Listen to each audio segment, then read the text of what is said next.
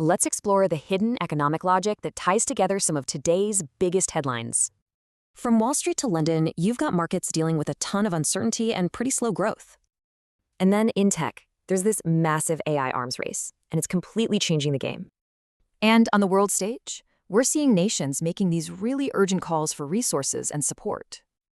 So they seem totally disconnected, right? But they're not. Let's dive into what links them all. It all boils down to one key idea: this high-stakes game of resource allocation. Take Cisco. They're pouring money into AI. It's a huge bet to protect their profit margins.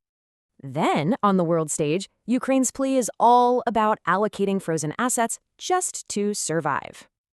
And look at Disney. They're spending big to grab new viewers across Asia's diverse markets. Okay, so making these choices is one thing, but what about the risk in this crazy, unpredictable world? You can see here, the recovery isn't smooth. US markets are especially jumpy with all these interest rate questions. And you see this risk management in the AI race. Alibaba is making a big move to catch up. This whole idea of managing risk, it's not just for companies. It scales all the way up to nations.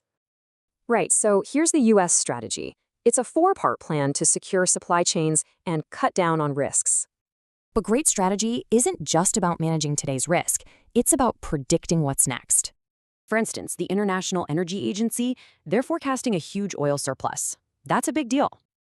And speaking of what's next, AI is clearly becoming the new engine for economic growth everywhere. So what's the thread here? We've seen resource allocation, risk management, and forecast.